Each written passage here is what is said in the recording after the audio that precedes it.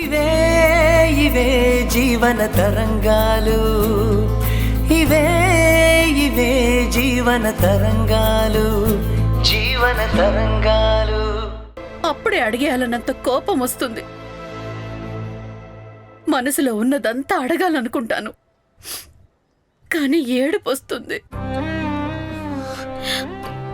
ఏడుపులో ఏం మాట్లాడగలను, అందుకే లోపలికొచ్చాను. సర్లేమ్మా, ఊరుకో. పద వెళ్దాం. ఏంటి ఇలాగేనా? ఏమైంది? ఒకసారి అద్దం చూసుకోమా. ఎందుకే? ఏడ్చినట్టు తెలిసిపోతుంది. కొంచెం మొహం తుడుచుకొని పౌడర్ రాసుకోమా. పద. బయటికి మన బాధ తెలియకూడదమ్మా. తెలిస్తే ఇంకా ఏడిపిస్తారు. నాన్న ముందు నుంచి ఇంతేనా అమ్మా? ఇలాగే బిహేవ్ చేసేవాడా? ఏమో, అయిండొచ్చు, నాకు తెలీదు. పెళ్ళైన కొత్తలో వాళ్ళమ్మింట్లో ఉన్నాం. అమ్మ కొడుకులు ఇద్దరే. అయితే ఇద్దరిది వంకర బుద్ధే. మీ నానమ్మ మరీ అంత చెడ్డదేం కాదు. కాకపోతే కొడుకుని నెత్తిన పెట్టుకునేవారు. పెళ్ళైన కొత్తలో మీ నాన్న రాత్రిళ్ళు లేటుగా ఇంటికొచ్చేవారు. అప్పుడు వాళ్ళమ్మకి చెప్తే వయసులో ఉన్న మగాళ్ళంతా అంతే, నిదానంగా వాడే బాధ్యతలు తెలుసుకుంటాడు అని వెనకేసుకొచ్చింది. అంటే నాన్న తెలుసుకుంటారని నువ్వు అడగడం మానేసావా అమ్మా? చేతిలో ఇద్దరు పిల్లలు. అప్పుడు నీకు సరిగ్గా 3 ఏళ్ళు అనుకుంటా.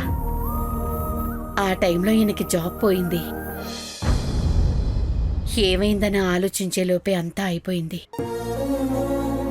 భరిస్తున్న కొద్దీ మీ నాన్న బలాదురుగా తిరగడం ఇంకా పెరిగిపోయింది. పోనీలే అమ్మా, అన్నయ్య సెటిల్ అయ్యాడు, నాకు జాబ్ వచ్చింది. ఫైనాన్షియల్గా ఏం ఇబ్బంది ఉండదు, మనం మేనేజ్ చేసుకోవచ్చు. నీకు తెలియదులే, ఎంత సంపాదించినా మీ నాన్న మొత్తం ఖాళీ చేయగలడు. అందుకే మహేష్ కూడా భయపడి ఇంట్లో నుంచి వెళ్ళిపోయాడు. తను సంపాదించింది కూడా మీ నాన్న ఎక్కడ పోగొడతాడోనని వెళ్ళిపోయాడు. అన్నయ్య ఇక్కడే ఉంటే తన సంపాదన డాడీకి వచ్చేది, కానీ అది ఇప్పుడు లేదు కదా. అందుకే కదా డాడీకి అన్నయ్య అంటే కోపం. ఉమ్, సరే అమ్మా, ఇక వెళ్దామా? ఆ, కీర్తి, కొద్దిగా డబ్బులున్నాయా? ఎంత కావాలమ్మా? ఆ, మహేష్ సాయంత్రం కలుద్దామన్నాడు. ఒకవేళ హోటల్కి వెళ్తే వాడే ఇస్తాడు, కానీ నా దగ్గర రానుపోను ఛార్జీలకు మాత్రమే ఉన్నాయి. ఎందుకైనా మంచిది, ఒక 1000 రూపాయలు కావాలి, ఉంటే ఇవ్వు. పర్సులో ఉంటాయి, తీసుకోమ్మా.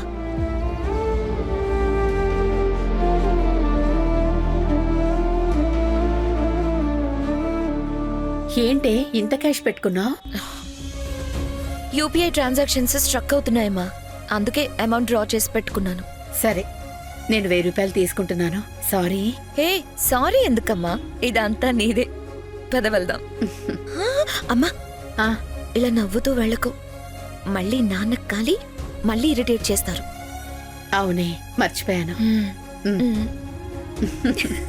సరే అమ్మా, నేను వెళ్ళి లంచ్ బాక్స్ తీసుకొస్తాను. పద.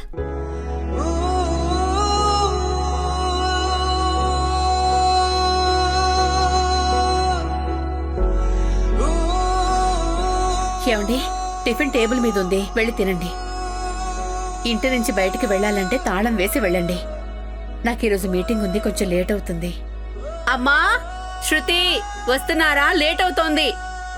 ఫ్రిడ్జ్ లో కూరలున్నాయి, తినే ముందు వేడి చేసుకోండి. అమ్మా రా, వెళదాం. ఓ 5000 అక్కడ పెట్టేళ్ళు. ఏంటి చెప్తున్నాను కదా, 5000 అక్కడ పెట్టేళ్ళు. అదే, అంత డబ్బు ఎందుకు అంటున్నాను. ఖర్చులకి. ఏం ఖర్చులు? 60,000 జీతం తీసుకుంటున్నావు. ఏం చేస్తున్నావని ఏ రోజైనా నిన్ను అడిగానా?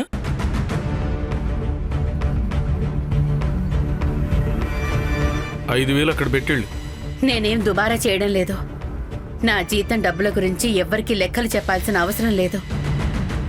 చెప్పాలనుకుంటే చెప్పచ్చు. నేను ఖాళీగా పడుంటున్నాననేగా. లెక్కలేంతనం. సరే కానీ నేనలా అనలేదండి. నువ్వెలా అన్నా నేను అలాగే అనుకుంటాను.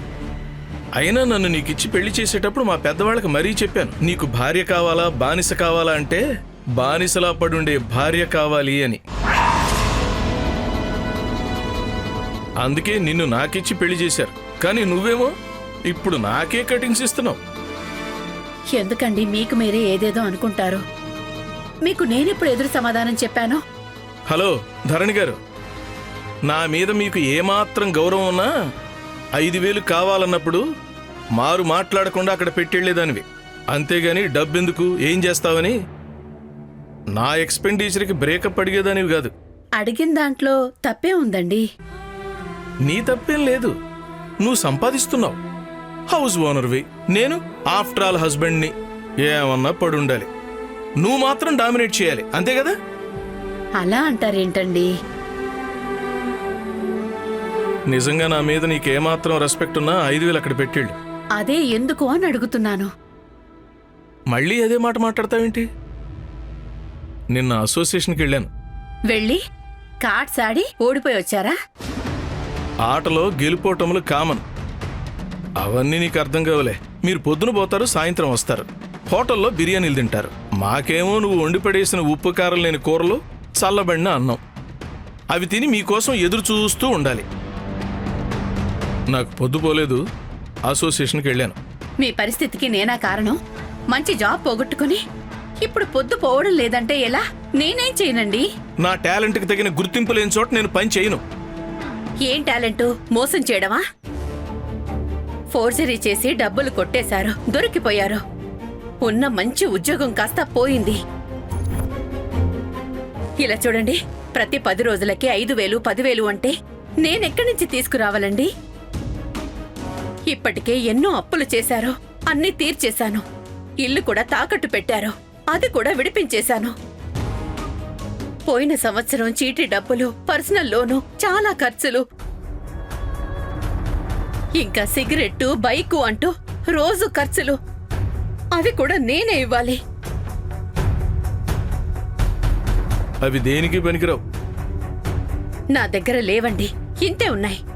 ఓహో, నీ లిప్స్టిక్లు, పౌడరు, స్ప్రేలు, కొత్త కొత్త చీరలు, వీటన్నిటికీ గత 4 నెలల నుంచి సుమారుగా ఎంత ఖర్చు పెట్టుంటావు?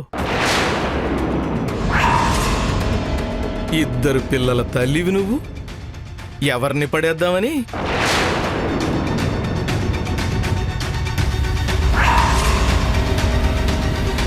ఓ, నీకింకా వయసు ఉంది కదూ?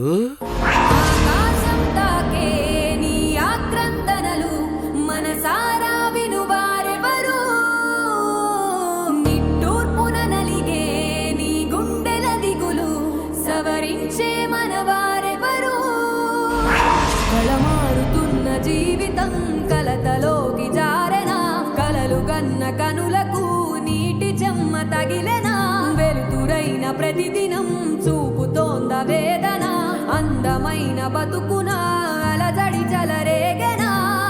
ఏమిటి నీ పాపం, ఏమిటి నీ నేరం, చీకటి ముసిరిందే చిటికల్లోనా, తీరదు నీ శోకం.